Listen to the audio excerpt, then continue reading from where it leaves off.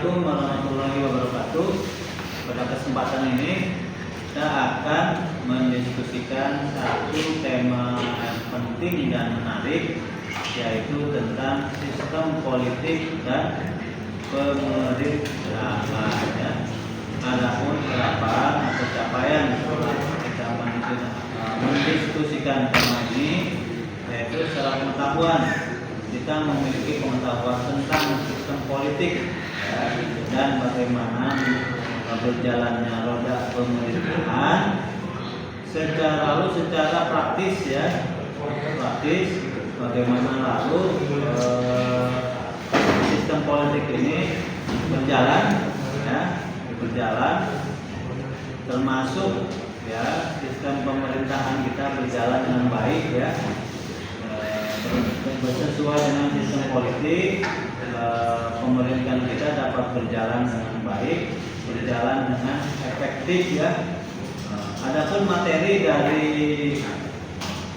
tema ini yaitu bagaimana sejarah dan perkembangan sistem politik dan pemerintahan, lalu bagaimana esensi dan urgensi atau pentingnya mendiskusikan tema ini. Berikutnya bagaimana dinamika atau problematika termasuk tantangan dari sistem politik dan pemerintahan kita.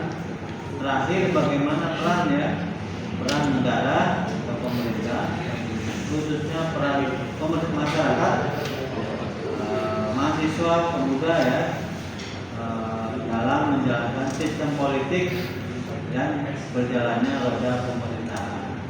Baik, kita mulai diskusi kita tentang sistem politik dan pemerintahan. Assalamualaikum warahmatullahi wabarakatuh. Kami dari kelompok 7 ingin menjelaskan tentang sistem politik dan pemerintahan. Pendahuluan. 1. Definisi sistem politik.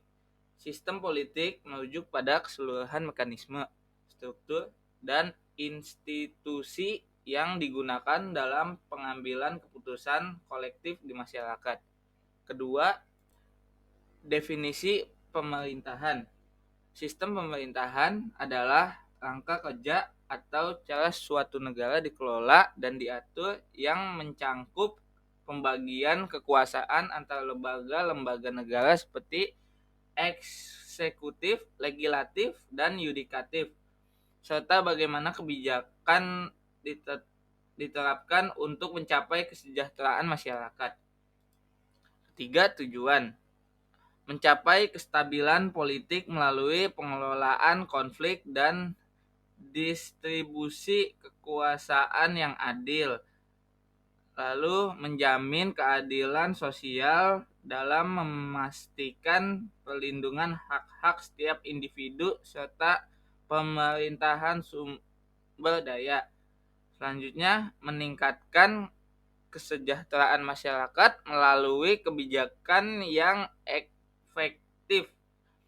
Selanjutnya ada mendukung partisipasi aktif masyarakat dalam pengambilan keputusan. Komponen sistem politik. Komponen utama. Yang pertama negara, yang kedua pemerintah, yang ketiga partai politik, yang keempat kelompok kepentingan, dan yang terakhir masyarakat. Selanjutnya adalah bentuk sistem pemerintahan. Yang pertama adalah monarki. Monarki adalah bentuk pemerintahan di mana kepala negara adalah seorang raja atau ratu yang memperoleh kekuasaan secara turun-temurun. Dalam sistem ini, raja memiliki peran sebagai simbol negara, tetapi tingkat kekuasaan raja dapat bervariasi tergantung pada jenis monarki yang diterapkan. Contohnya adalah monarki absolut, di mana raja memiliki kendali penuh atas pemerintahan, dan monarki konstitusional, di mana kekuasaan raja dibatasi oleh undang-undang atau konstitusi. Yang kedua adalah republik. Republik adalah bentuk pemerintahan di mana kepala negara dipilih oleh rakyat, baik secara langsung melalui pemilihan umum maupun secara tidak langsung melalui perwakilan. Dalam sistem ini, kekuasaan tertinggi berada di tangan rakyat yang diwakili oleh pejabat terpilih. Republik menekankan prinsip demokrasi, kedaulatan rakyat, dan pemerintahan berdasarkan hukum. Contoh negara dengan sistem republik adalah Indonesia, yang memiliki presiden sebagai kepala negara sekaligus kepala pemerintahan yang dipilih melalui pemilihan umum secara berkala. Adalah parlementer. Sistem pemerintahan parlementer adalah bentuk pemerintahan di mana eksekutif, yaitu Perdana Menteri dan Kabinet, bertanggung jawab langsung kepada parlemen. Kepala negara biasanya hanya memiliki fungsi seremonial, sementara kekuasaan eksekutif dijalankan oleh Perdana Menteri yang dipilih dari anggota parlemen, umumnya dari partai mayoritas. Sistem ini memungkinkan keputusan dibuat lebih cepat karena adanya koordinasi erat antara eksekutif dan legislatif. Namun, pemerintahan dapat jatuh jika parlemen mencabut kepercayaannya. Contoh dengan negara parlementer adalah Inggris dan Kanada. Yang keempat adalah presidensial. Sistem pemerintahan presidensial adalah bentuk pemerintahan di mana terdapat pemisahan yang jelas antara cabang eksekutif dan legislatif. Kepala negara sekaligus kepala pemerintahan adalah presiden yang dipilih langsung oleh rakyat atau melalui mekanisme elektoral tertentu. Presiden memiliki wewenang eksekutif yang independen dan dari legislatif, sehingga ia tidak bertanggung jawab kepada parlemen dan menjalankan tugasnya. Sistem ini memungkinkan stabilitas eksekutif karena masa jabatan presiden biasanya tetap terlepas dari dinamika politik di legislatif. Namun, pemisahan kekuasaan ini juga dapat menyebabkan kebuntuan politik jika eksekutif dan legislatif memiliki pandangan yang bertentangan. Contoh negara dengan sistem presidensial adalah Amerika Serikat dan Indonesia.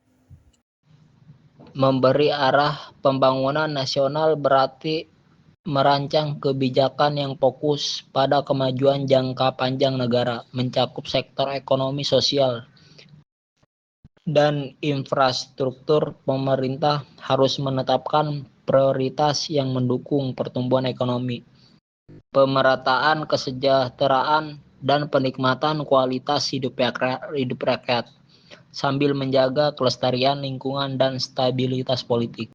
Amerika Serikat menerapkan sistem pemerintah presidensial, di mana presiden dipilih langsung oleh rakyat dan bertanggung jawab sebagai kepala negara sekaligus kepala pemerintah. Sistem ini menekankan pemisahan kekuasaan antara eksekutif, legislatif, dan yudikatif dengan prinsip demokrasi liberal yang mendorong kebebasan individu, hak asasi manusia, dan pemerintah berdasarkan hukum. Inggris menerapkan monarki konstitusional dengan sistem parlementer, di mana raja atau ratu berperan sebagai simbol negara, sementara kekuasaan eksekutif dijalankan oleh Perdana Menteri yang dipilih dari anggota parlemen. Parlemen memiliki peran utama dalam pembuatan kebijakan dan Perdana Menteri bertanggung jawab kepada parlemen untuk menjalankan pemerintah. Tantangan dalam sistem politik dan pemerintahan. Yang pertama adalah korupsi dan nepotisme. Korupsi dan nepotisme adalah masalah dalam sistem politik yang terjadi ketika pejabat publik menyalahgunakan kekuasaan untuk keuntungan pribadi, seperti menerima suap atau memberikan jabatan kepada keluarga atau teman dekat tanpa mempertimbangkan kualifikasi. Hal ini merusak kepercayaan publik, menghambat pembangunan, dan menciptakan ketidakadilan dalam distribusi sumber daya. Yang kedua adalah polarisasi politik.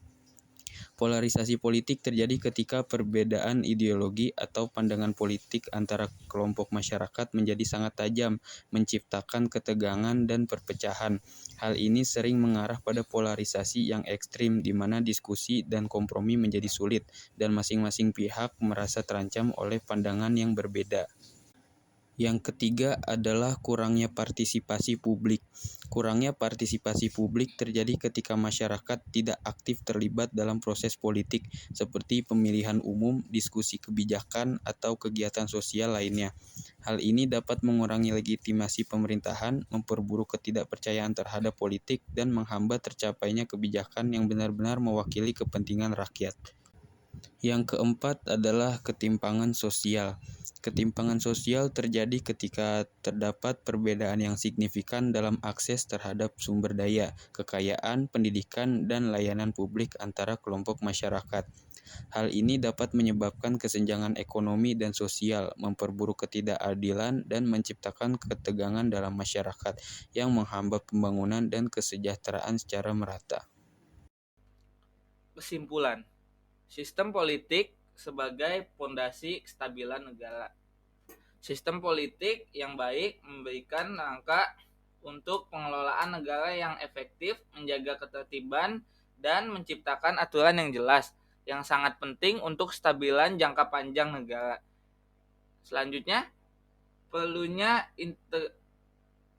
integritas dalam pemerintahan. Integritas pejabat publik sangat penting untuk menjaga kepercayaan masyarakat. Tanpa integritas, kebijakan dapat disalahgunakan, mengarah pada korupsi dan ketidakadilan yang merusak fondasi sistem politik. Selanjutnya, partisipasi masyarakat untuk keberhasilan. Keberhasilan suatu sistem pemerintahan sangat bergantung pada partisipasi aktif masyarakat dalam proses politik, seperti pemilu, pengawasan kebijakan, dan diskusi publik yang sangat mendorong transparansi dan akuntabilitas. Sekian dari kelompok kami. Selanjutnya adalah sesi tanya jawab. Pertanyaan akan dibawakan oleh Muhammad Aliyah.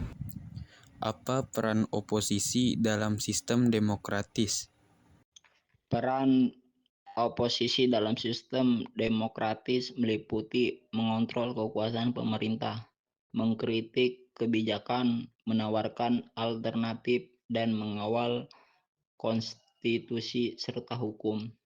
Selain itu, oposisi juga berfungsi untuk meningkatkan diskusi dan debat, melindungi hak minoritas, mengawasi penggunaan kekuasaan, serta mempertahankan keadilan sosial dan ekonomi.